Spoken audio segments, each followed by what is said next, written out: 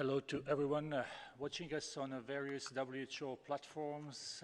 Also, welcome to all journalists joining us through online connection for this regular press briefing from WHO headquarters in Geneva on COVID-19.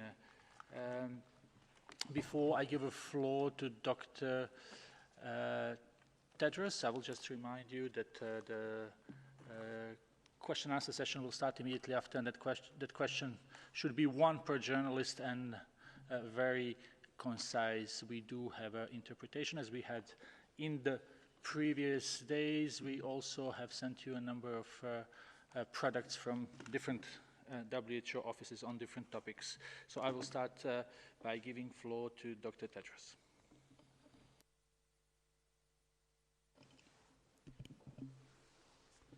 Thank you, Tariq Hvala. Good morning, good afternoon, and good evening. First of all, I would like to welcome all Hindi-speaking journalists, and we look forward to your questions. In total, WHO press conferences are now available in 8 languages, all 6 United Nations languages, plus Portuguese and Hindi, Namaste, plus closed captions for people with hearing loss. More than 3.5 million cases of COVID-19 and almost 250,000 deaths have now been reported to WHO. Since the beginning of April, an average of around 80,000 new cases have been reported to WHO every day. But these are not just numbers. Every single case is a mother, a father, a son, a daughter, a brother, a sister, or friend. Although the number of cases reported from Western Europe is declining, more cases are being reported every day from Eastern Europe, Africa, Southeast Asia, the Eastern Mediterranean, and the Americas. However, even within regions and within countries, we see divergent trends. Every country and every region needs a tailored approach. But the impact of the pandemic goes far beyond the numbers of cases and deaths. Around the world, the pandemic has caused severe disruption to essential health services, including to community-based health care. Also, professional health workers, like doctors and nurses, play crucial roles. In many countries, trained members of the community play a vital role in delivering essential health services like vaccination, prenatal screening, and the detection, prevention, and management of many diseases. Today, WHO, UNICEF, and the International Federation of the Red Cross have published guidance for countries on how to maintain community-based healthcare in the context of COVID-19. It includes practical recommendations for countries on sustaining essential services at the community level, leveraging community health workers for the response to COVID-19, while keeping them safe, and advice for how to adapt services for specific diseases and age groups. For example, it suggests using telemedicine wherever possible and leaving insecticide-treated nets for malaria at the door of households instead of asking people to collect them from a central location. It's also vital that countries pay careful attention to the most vulnerable members of their societies. Crisis can exacerbate existing inequalities, which is demonstrated in higher rates of hospitalization and death among certain populations in many countries. We must address this now and in the long term by prioritizing diagnosis and care for those who are most at risk. This is not only the right thing to do, it is the smart thing to do. We cannot end the pandemic until we address the inequalities that are fueling it. Today's guidance complements the United Nations framework for the socio-economic response to COVID-19, published last week. The framework lays out a recovery roadmap for countries to protect lives and livelihoods. I repeat, lives and livelihoods, and get businesses and economies up and running again as soon as possible. Importantly, the framework takes a health-first approach, recognizing that strong and resilient health systems must be the foundation of recovery in all countries. As more and more countries consider how to ease the so-called lockdown restrictions, I want to reiterate the 6 criteria that WHO recommends countries consider. First, that surveillance is strong, cases are declining, and transmission is controlled. Second, that health system capacities are in place to detect, isolate, test, and treat every case and trace every contact. Third, that outbreak risks are minimized in special settings like health facilities and nursing homes. Fourth, that preventive measures are in place in workplaces, the schools, and other places where it's essential for people to go. And fifth, that importation risks can be managed. And sixth, that communities are fully educated, engaged, and empowered to adjust to the new norm. The risk of returning to lockdown remains very real if countries do not manage the transition extremely carefully and in a phased approach.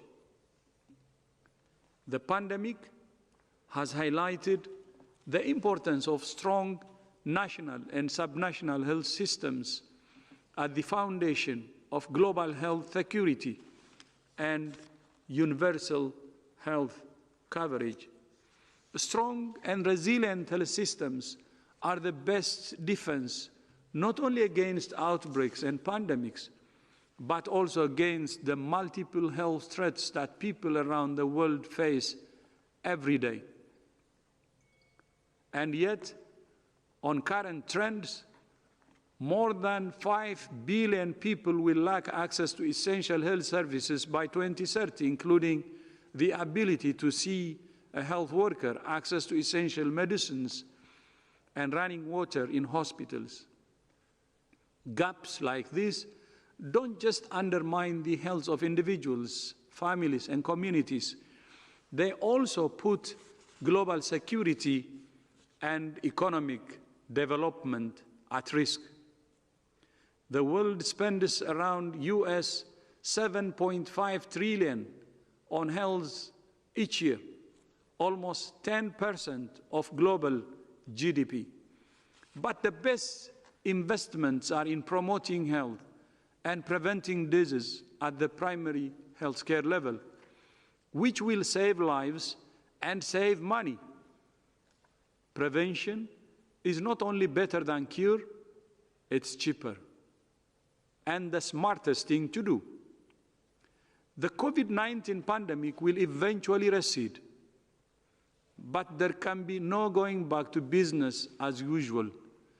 We cannot continue to rush to fund panic, but let preparedness go by the wayside. As we work on responding to this pandemic, we must also work harder to prepare for the next one. Now is an opportunity to lay the foundations for resilient health systems around the world, which has been ignored for long. That includes systems to prepare, prevent, and respond to emerging pathogens. If we learn anything from COVID-19, it must be that investing in health now will save lives later. History will judge all of us, not only on whether we got through this pandemic, but also on the lessons we learned and the actions we took once it was over. And then before I end, I will just repeat something that I said many times. The antidote for this pandemic is national unity and global solidarity. Together, we will defeat COVID-19. I thank you.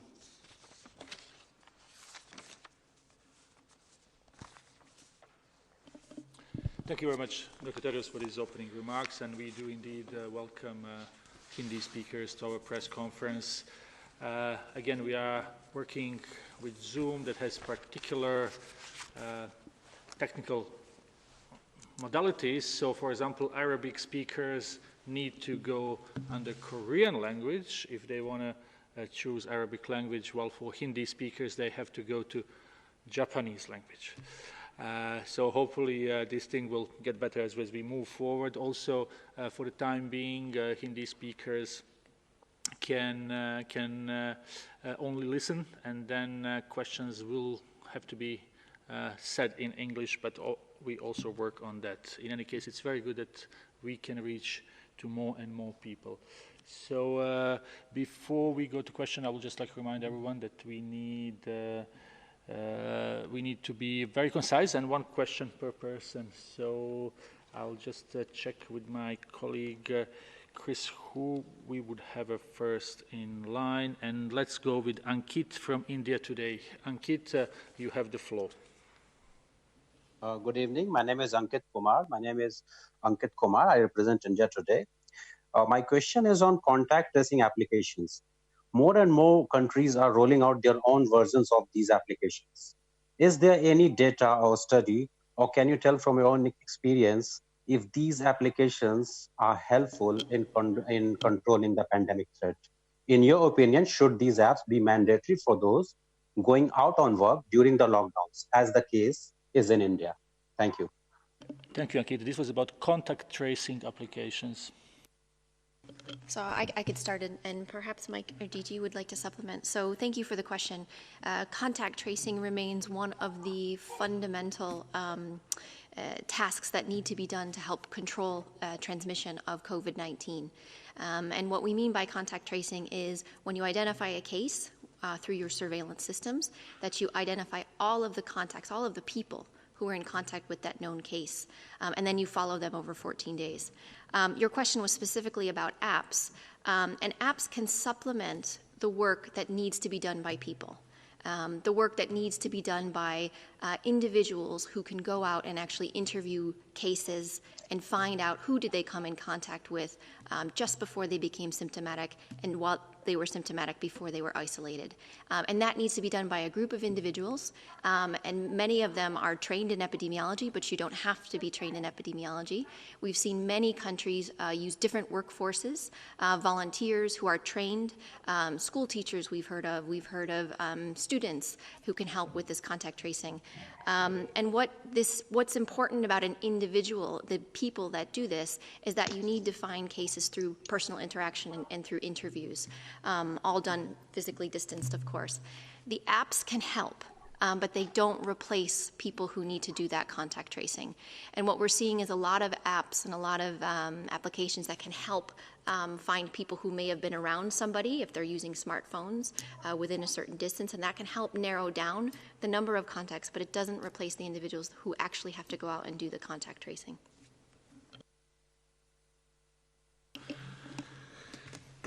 Yes, just in supplement, there are different applications out there. many countries have developed them, many consortia have developed them, and in academia and the private sector. There are apps out there that help people learn about the disease, and there are some very useful apps out there that provide better information about the disease and good information, and that also, in some cases, help people check their symptoms. In other words, allow people to get information regarding the symptoms of the disease, check their symptoms, and see if they should take further action. There are also mobility tracking applications where people doing modelling, and you've seen that with IHME in the US and other modelling institutions, where in the background they're checking the overall mobility of the population, which helps drive the modelling and prediction of disease. Because clearly, if people are more mobile and mixing more, you can use that to make your model more accurate about the likely future incidence of the disease. And then there are the apps that can help with contact tracing. And that's the many countries, the UK, I think, have just finished testing their app. What that app allows public health authorities to do is to, number one, potentially, and Korea have a similar application, is help with the tracing process. Once someone is sick, what would normally happen is they'd be tested and isolated. As part of that process, the public health authorities will ask them about who they've been in close contact with in the previous days. And that is a difficult process, remembering exactly who you spent a certain amount of time with in certain settings to see who the high-risk contacts might have been. A way to supplement that is to have an ability to use mobile phone technology that can actually remember, in a sense, for the person, because your mobile phone can remember who you were close to in the last number of days, and it can actually calculate how long you've been close to that person. So what it does is it provides an aid to memory for that process, and that can be very good. It can also be used to notify those contacts that they have been in contact with a confirmed case, which allows them to take appropriate action. For all of this to obviously work, it involves the Bluetooth function on people's mobile phones to be activated and people to accept that they wish to use this application. And I think that's where we have an opt-in process, many countries have an opt-in process for that. Each country is using a slightly different application with slightly different opt-in or opt-out processes. And obviously, countries have to take very good care of the fact that tracking people's location needs to be done for the sole purpose of COVID-19 response, and that is something that is being discussed actively in each country. From our perspective in WHO, we are working with many of these developers around the world and looking at these applications and then trying to establish applications or bots that we can offer to countries who they can adapt for their own use should they wish to. A good example of that is the Go Data application, which is a contact tracing system that allows countries to maintain a very sophisticated database of contacts, cases, lab results, and allows public health authorities to construct transmission chains and manage the whole process of contact tracing. We have made that application available to all countries, and many countries are now using that as a way of managing all of the data around cases. That does not involve individuals' mobile phones being tracked in any way. That's just purely to aid the process of contact tracing and the process of integrating all of the data. And one of the weaknesses in this whole response, or one of the challenges, has been how do you integrate data from the hospital, data from the public health system, data from the lab. And you've seen the frustrations when people say, we don't have the data, or where is the data? Very often the problem is that different parts of the health system are generating data for different purposes, and that data doesn't come together in a way that helps drive the response, and it takes time for that to happen. So applications that are assisting with that are extremely useful. So I would just like to clarify, it isn't one app, it isn't one way of doing things. Each and every one of these applications needs to be looked at by national authorities and to see how the app can help them do a better public health job of testing, tracing, tracking. Thank you very much, Dr. Ryan and Dr. Van Kerkhove. Next question is for Anatolia News Agency, Turkish news agency. It's Bayram. Bayram, can you hear us? Bayram, if you could just unmute yourself, maybe that would help. Can you hear me now? Yes, it is okay. Please go ahead. Thank you very much for giving me this opportunity. Today, the president of the Turkish Football Federation announced that Turkey will host the 2020 UEFA Champions League final in August in Turkey. He also said the football leagues in Turkey will resume in middle of June, and also suspended German football leagues Bundesliga and Bundesliga 2 to resume in second half of May without spectators. So, Mr. Tedros, you have a close relationships with UEFA and FIFA. What are WHO's opinions and recommendations on the resumption of football matches in Europe? Thank you. We have very specific guidance on mass gatherings and how to reduce risks at mass gatherings and interact with federations of all different types of sporting organisations to offer them advice on how to manage risk. What we don't do is make the decision as to whether certain events or any event goes ahead. That is the sovereign right of those federations and the national federations and the governments in which are hosting those types of events. The resumption, you used the specific example of soccer games, is very much related to what you actually said. Are we resuming soccer games with or without spectators? What are the measures that have been taken to keep players and staff safe? Everyone wants sport to return. We all want to see our normal social and economic lives return. The question is, what are the risks? How are those risks being managed? And what is the process by which that will be achieved? So I think we would have to get specific information, for example, for Turkey and for Germany as to what the risk management measures are that are being put in place. And certainly if asked by the governments of those countries or by the federations in those countries, we will be very willing to offer specific risk management advice.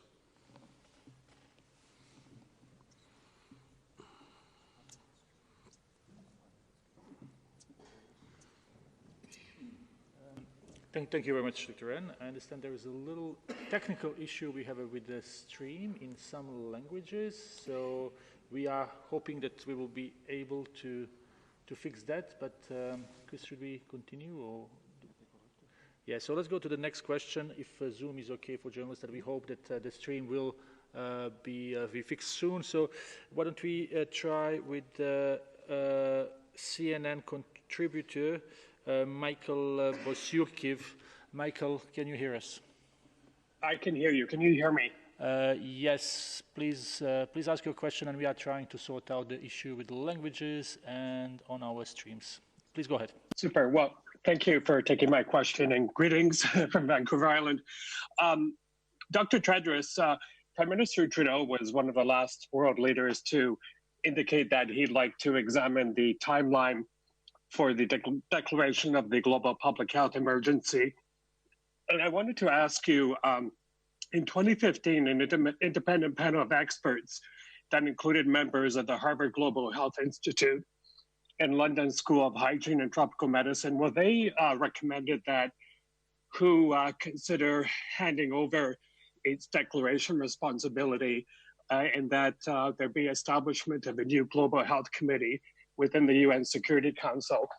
I'm wondering, given the criticism of the White House and concerns of other world leaders, would WHO consider a reform to that extent, at least to tamp down some of the concerns and criticisms coming from world leaders? Thank you. Yeah, thank you. On assessments, I know WHO has a culture of assessing issues, and it has a process called after action review.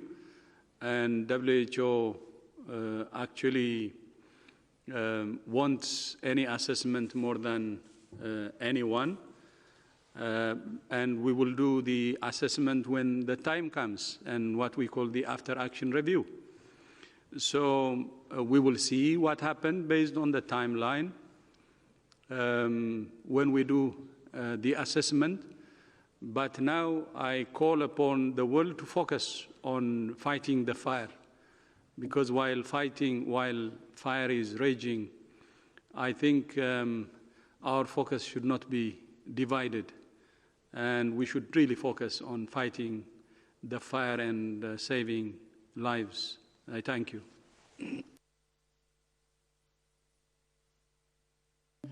Thank you very much, Dr. Tedros. So next question goes to Penry People's Daily. Please unmute yourself if we can. Well, do we have someone from Penry People's Daily?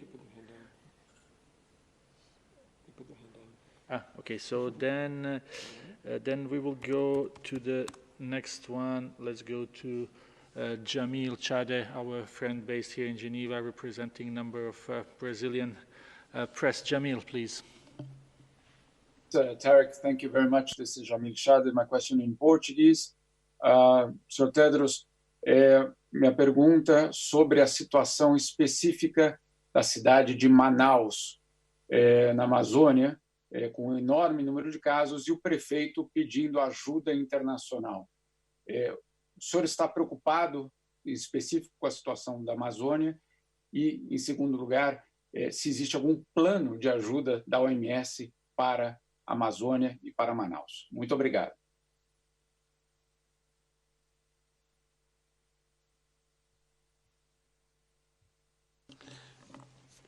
Please, Chief. Yeah. As you know, we're working with the government of Brazil, so we will continue to work with them and address, or give any support they need. Thank you. And if I may supplement that, on request of the government of Brazil, we've very often in the past worked at state level, and we've done that with yellow fever in the past on many occasions. So obviously, and we have a strong WHO country office there, or a PAHO country office, and we stand willing to provide direct technical support to any state through the process of a government request to do so. If I could just add, it's not specific to Brazil, but just to say that in this new normal that we're in right now, where we're not able to travel, we're not able to get to all of the places that we would like to get to, we're finding new ways in which we can try to provide support to countries. And in some countries, we're doing these virtual missions where we have a set agenda and meetings where we're having these missions over Zoom, over Skype, over whatever platform that we have. But just to add that even if we physically can't get to a location because of the pandemic, we're finding different ways to provide support where that support is needed and as that support is asked. Thank you very much. Next question is for Wall Street Journal. We have Lucas on the phone. Lucas, please unmute yourself. Hello, can you hear me? Yes, it's okay. Okay. I think my question probably goes to Dr. Tedros. This relates to the upcoming World Health Assembly and whether Taiwan will be invited to attend. Would you encourage the member states, particularly China, to allow Taiwan to attend as an observer this year? And conversely, I understand that you have the authority to invite them yourself. Would you do that if China continues to resist their participation? Thank you. Thank you very much, Lucas. And I apologize that I did not introduce our guest, our fourth speaker here. It's Mr. Derek Walton, who is a legal counsel of WHO. He is here with us, and I think he would like to take this question. Thank you very much. And yes, of course, we have the World Health Assembly coming up on the 18th and 19th of May. This year it will be held virtually, and it will be a de minimis session, which means it will focus principally on the COVID-19 pandemic. The involvement, if any, of observers from Taiwan Assembly itself, and that is a question which is properly for the member states. But whether or not Taiwanese observers participate in the Health Assembly, there are well-established arrangements for health experts from Taiwan, China, to work with WHO on technical health matters. And I think we've already explained in some detail at previous briefings how that's worked. That last year, for example, Taiwanese experts were included at 8 expert meetings, and that there were 6 other informal technical meetings. And this year, there have been contacts in response to COVID-19 involving Taiwanese experts in key groups and networks. I think we've given details of that on previous occasions. But for this year, as I say, the question is for the Health Assembly. It's for the member states rather than the Secretariat to decide that question. Thank you. Thank you very much, Mr. Walton, for this explanation. Next question is for Savio Rodriguez from Goa Chronicle. Savio? Hi, can you hear me? Yes. Okay. My question goes out to Dr. Tedros. On January 14th, WHO stated preliminary investigations conducted by the Chinese authorities have found no clear evidence of human-to-human transmission of the novel coronavirus identified in Wuhan, China. As an independent global health organization, why did WHO have to rely on China's preliminary investigations into the human-to-human transmission possibility of the coronavirus and not conduct one of its own investigations, is my question. Thank you. So I can start, and perhaps others would like to supplement. So the 14th statement that you're referring to is a tweet in which there was the reporting of what had been reported to us from Chinese authorities. I think what is critical and what is important is how WHO acted from the moment we heard about this cluster of atypical pneumonia from Chinese colleagues in Wuhan. From the beginning, I'm the MERS specialist, the focal point at the organization. Mike led the SARS response. And so from the start, whenever you hear of a cluster of an atypical pneumonia, you think respiratory and you think human-to-human transmission. It's not if, it's just what is the extent of human-to-human transmission that may be happening. Within hours of that notification that was picked up through our EIOS system, we activated our emergency systems at the 3 level of the organization, which means our headquarters, our regional office, and our country office in China, where we were having discussions about what we knew, what questions needed to be asked. We immediately posed questions to our colleagues in China to ask for more information, as we do with all clusters or all alerts or all signals that we pick up through the electronic monitoring systems. From the beginning, we assumed that there would be human-to-human transmission. And in our first reporting to our member states and contact points on the 5th of January, it's in our EIS, which is Event Information System. We included detailed information about the cluster itself and also about protecting against acute respiratory infections. We also published on that day our first disease outbreak news. From there, we worked with our international partners to develop guidance, which is around how do you find cases, how do you protect healthcare workers, how do you treat patients, and all of those guidance materials were guidance materials that we adapted from our MERS guidance materials, which included information about how to protect for human-to-human transmission because these viruses are transmitted by respiratory droplets in contact. So our first guidance that was issued was on the 10th of January, which included information about how to protect against human-to-human transmission. So that's important. I did a press conference on the 14th where I did this with Tarek, I described what we knew, and at the time there were 41 confirmed cases. The novel coronavirus had been identified, PCR assays were available in China, and they confirmed that 41 out of the initial more than 100 suspect patients actually had this now we call COVID-19. But at the time we were calling it a novel coronavirus. And so in those 41 cases, described that there may be human-to-human transmission, mainly among close contacts. It's very important that you understand that we receive information from our member states, but we also go back and ask lots of questions. We always do this, not unique to this particular situation or unique to China. And we base our actions on what we know and what our experience is with other similar pathogens, other similar situations. From the beginning, we expected that there could be human-to-human transmission. It was just a matter of how much was actually occurring, where was it occurring. And so initially we thought it would be amongst close contacts through respiratory droplets, and that is still the case today.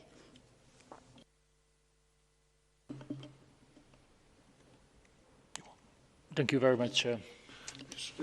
Just one thing to supplement too, in terms of maybe explaining to people the incident command system at WHO. We operate under a very well-documented emergency response framework, which is an organization-wide framework for managing emergencies. It is constantly under review. And in the process of epidemic or emergency intelligence gathering, we can get up to 3,000 signals a week sometimes that require follow-up. And what we're constantly doing is sifting through the various epidemic signals. We use our own expert networks to do that, seeking information from countries. The systems have AI components for looking for unusual events and picking them out of the background noise. For many outbreaks that occur, we would generally wait for some level of confirmation of the disease before triggering our incident management system for that specific event. We follow every event, but for certain events we trigger the IMS. The IMS is a special mechanism that creates a special and dedicated multidisciplinary team across the 3 levels of the organisation and ensures that that event gets a dedicated response for the amount of time it needs to bring the event to an end and to support our member states in that response. That incident management system was established for this event without a diagnosis of the disease, without the virus being known, on the 1st of January. And that IMS has remained in place every single day and has operated as one entity across the 3 levels of the organisation since that day. So just 1 minute. I think it has been covered properly, but wanted to clarify one aspect. The rule we have in WHO and other UN agencies is when a member state reports, we post the member state report as is. So what we did on January 14 in the Twitter is we posted China's report as is. That doesn't mean that we agree or we disagree. We're just reporting what came. Sir, where are you from? The person who asked the question? From India. So if India reports, we post India's report as is. If my own country, Ethiopia, reports, we post the report that came from Ethiopia as is. And we treat the same way all 194 member states. But when we post their reports in our Twitter or website or wherever, we just put it as is, and we don't change anything. But at the same time, if we have some differences with what is reported, as what Dr. Maria Van Kerkhove said, the same day or before even January 14, we can say it. And before January 13, Dr. Maria Van Kerkhove and other colleagues were saying there is a likelihood of human-to-human transmission.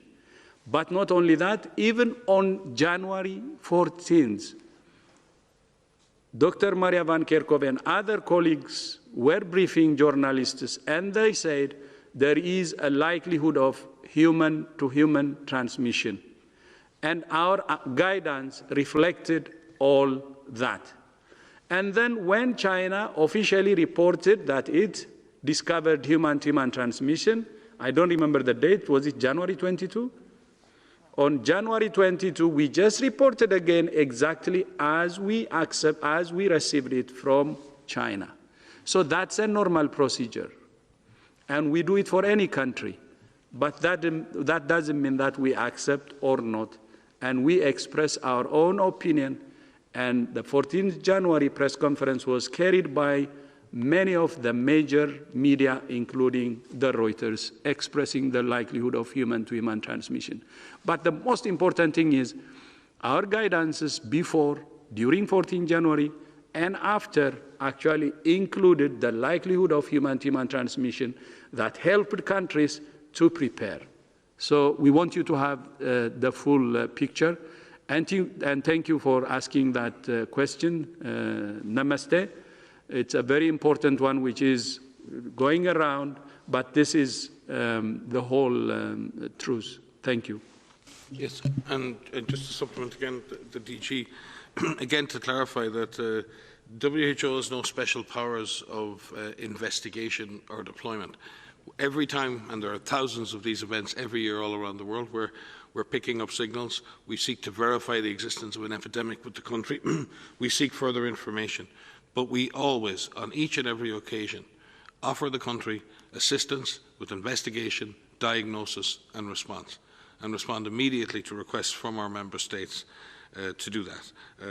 And in this case, if we look at, in addition to our 150 country offices, I think we've launched in excess of 80 surge team missions to support our member states already in this response. So we're highly reactive to requests from our member states for assistance in investigation, diagnosis and control, and we do that constantly.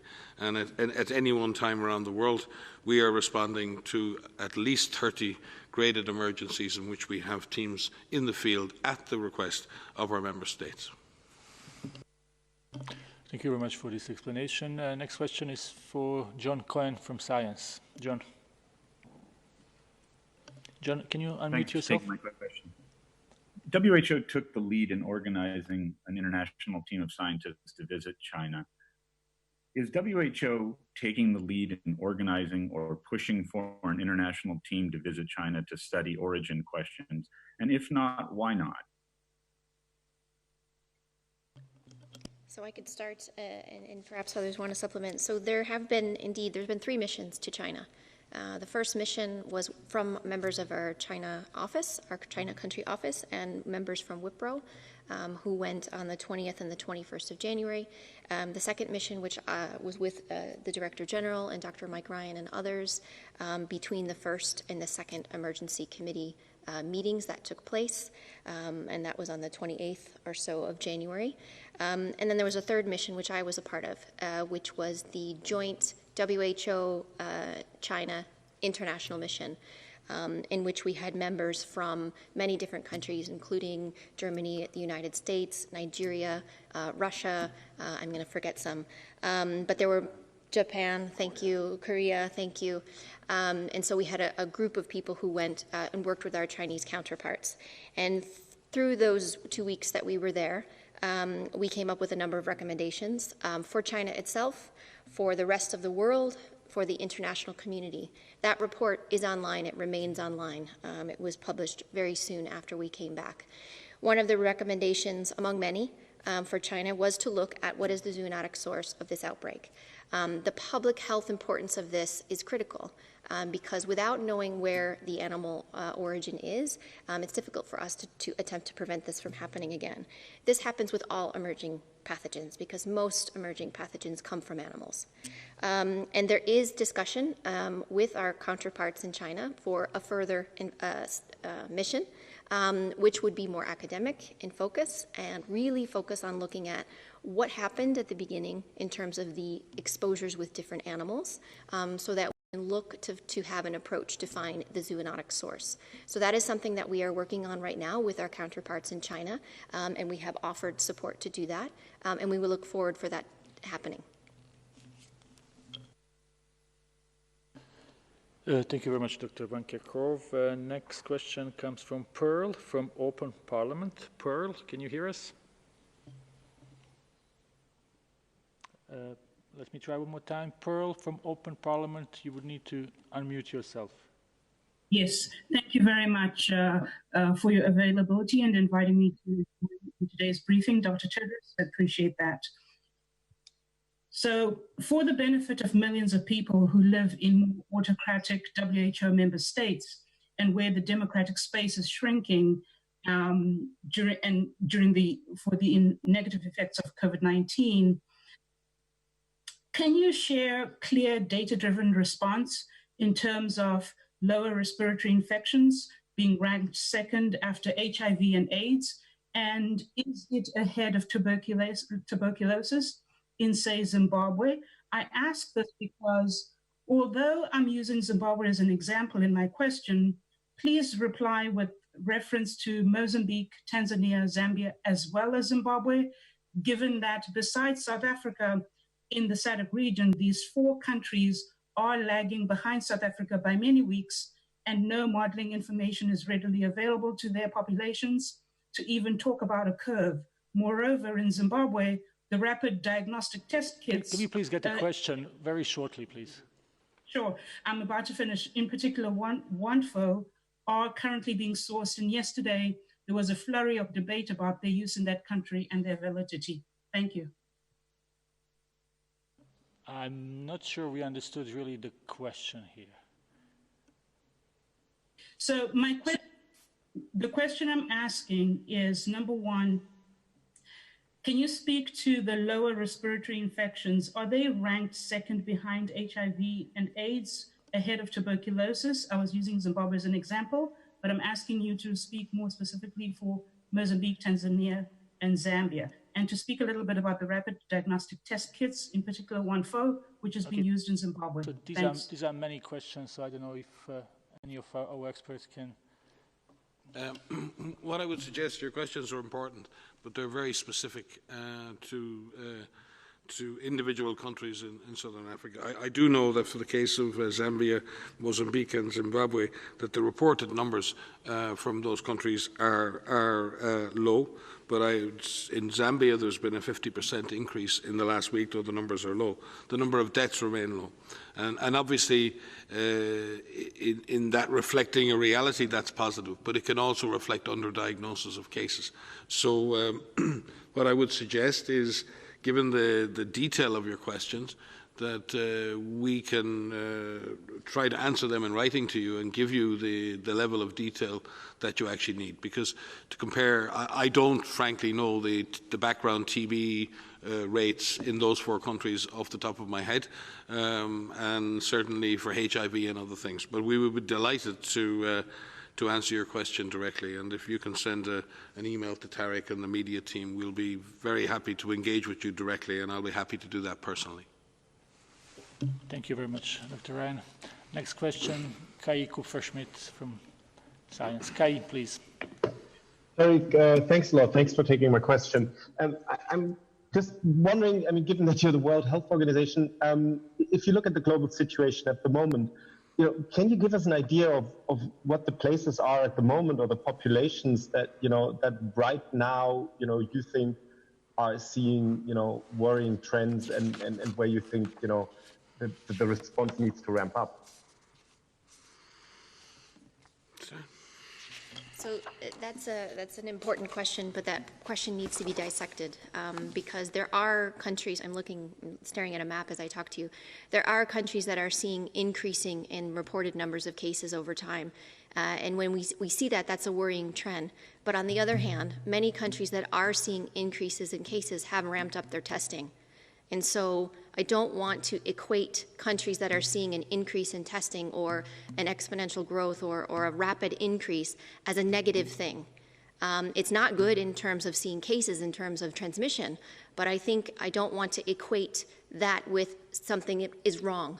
I want to equate that with countries are working very hard to increase their ability to find the virus, to find people with the virus, to have testing in place to identify who has COVID-19, and who are putting into place what they need to do to care for those patients. The recommendations that we have for all countries remain the same. Our recommendations include finding all cases, testing cases, caring for cases in the appropriate settings, depending on the severity of their symptoms. Finding all contacts, quarantining those contacts for the full 14 days, making sure that public is fully engaged so that they know what they can do. There is some question about the use of lockdowns or these public health measures. Many countries have had to put those in place because the transmission has increased so rapidly that they were forced to do that. What we have had to do is put guidance out to support countries in lifting those measures, which needs to be done in a controlled way because this virus likes to find opportunities to spread. And if these lockdown measures are lifted too quickly, the virus can take off. And that's a worry that we have. But the question about countries finding cases should not be seen as a negative thing. It should be seen as a positive thing, and we need to support countries through these incredibly difficult times.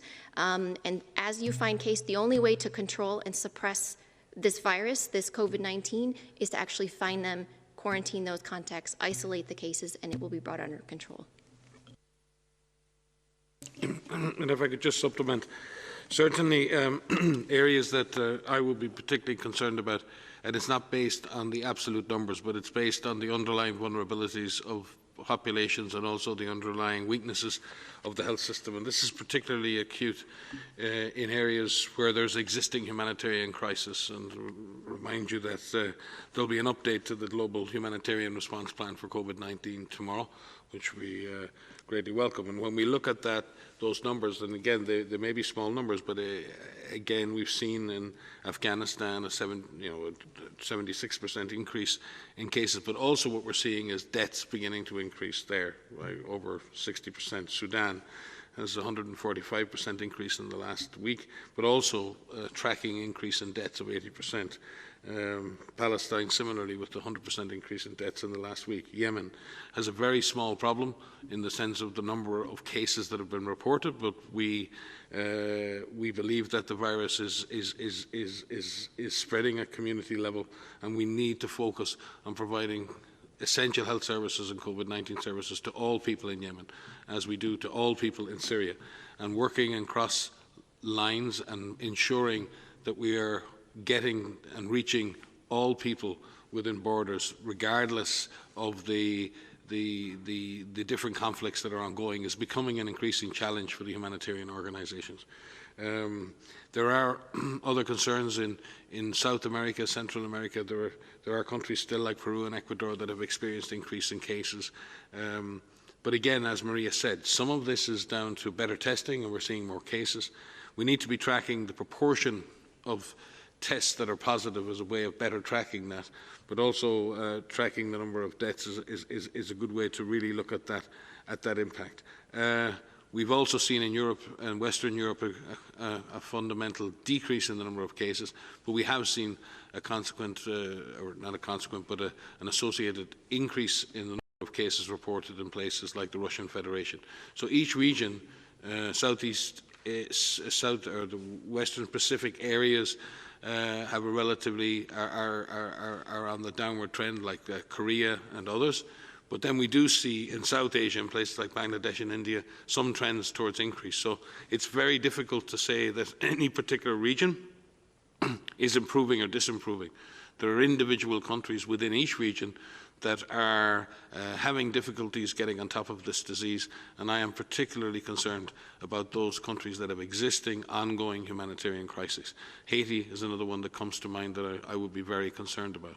We need to focus on ensuring that the most vulnerable people in the world get prioritised assistance in this response.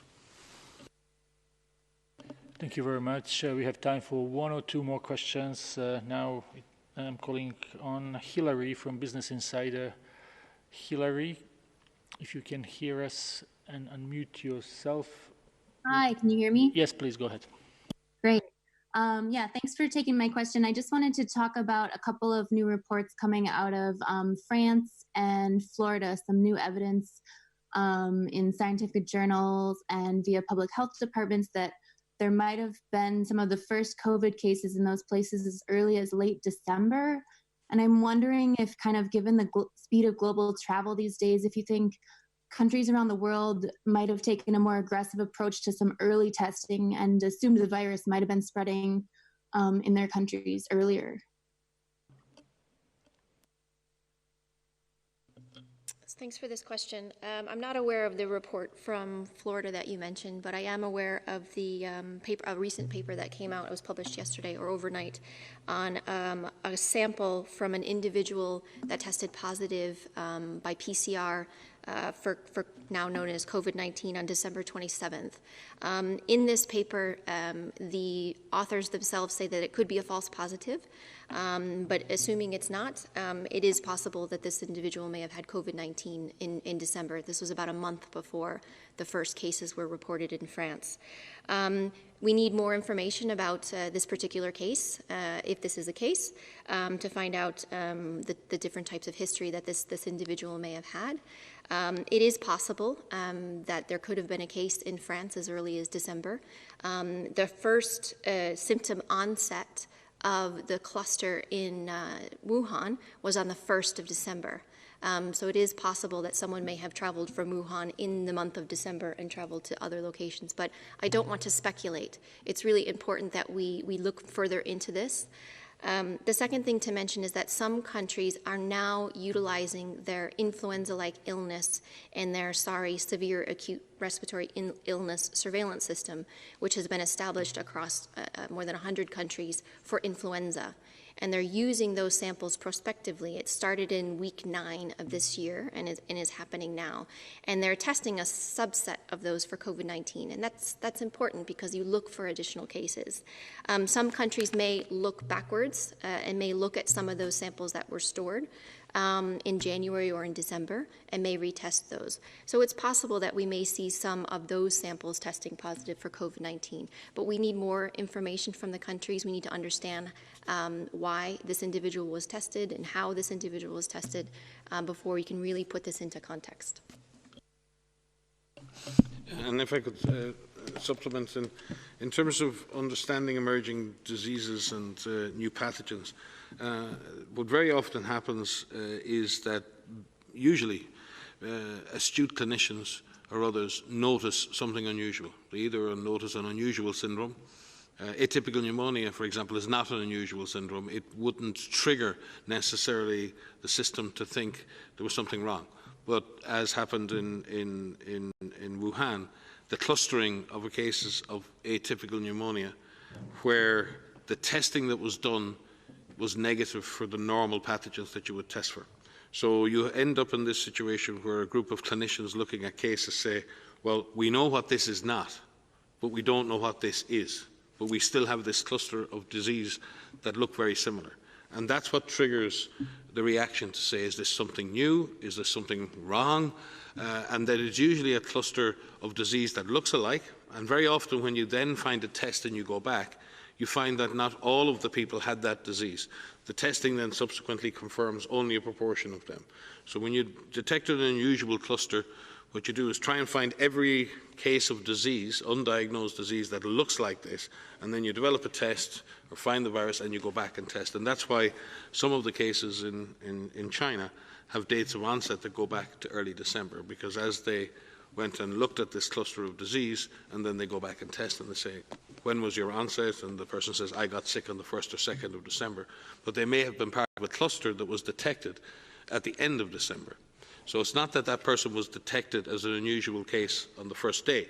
They were detected as part of an overall cluster. So from that perspective, it's important to recognise that. In this particular case, I think the clinicians in France and other places very often will do this, and we think this is a very prudent approach. If you have someone with a serious illness and you can't make the diagnosis, very often hospitals will freeze samples as a standard practice, which allows them to come back later and do further diagnostic tests should diagnosis or a new virus or anything else emerge. So it's very prudent that that is done.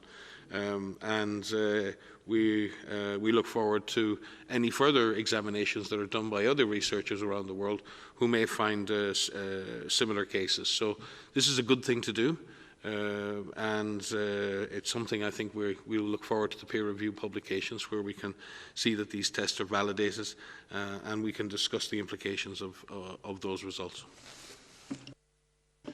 Thank you very much. So we will go to last question for today, and that's Gabriela Sotomayor from Mexican News Agency. Gabriela, if you can hear us, please go ahead. Sí, muchísimas gracias en tomar mi pregunta. Voy a hacer la pregunta en español para Revista Proceso. Hay mucha diferencia y mucho contraste entre las cifras que presenta Estados Unidos con más de 1 millón de casos y las cifras que se presentan casi en toda América Latina, sobre todo, por ejemplo, en México, en donde hay hasta hoy unos 26,000 casos. ¿A qué se debe esto? Porque es un contraste enorme y sabemos que el virus pues no respeta las fronteras. Muchísimas gracias.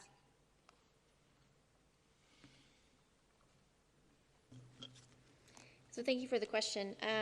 Yes, there is, you know, as the Director General said in his speech today, if you look at a region or you look at the overall numbers, it doesn't give you the true dynamic nature of this virus in terms of its ability to transmit. Part of the challenge is when you're looking at absolute numbers is that indeed there are absolute numbers. They're not, you could look at them as a rate, as a population-based rate, and then you won't see such drastic differences. Part of it has to do with testing strategy. I'm not familiar with Mexico's testing strategy to be able to comment exactly on how it is the same or differs from other countries. But the numbers of countries that come from cases have to do with the epidemiology and how well it transmits, how hard countries are looking and are able to test. But we really should be comparing rates as opposed to absolute numbers. And if we look at the rates, and I'm looking at a map, I don't have the rates calculated in front of me, it doesn't look as different as these absolute numbers with more than 1 million cases in one country and 26,000 cases in another.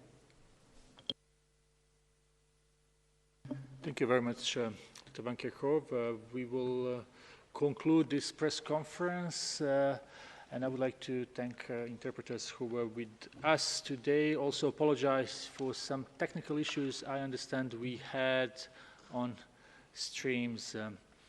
The audio file will be sent shortly and transcript will be posted tomorrow. I wish everyone a very nice evening.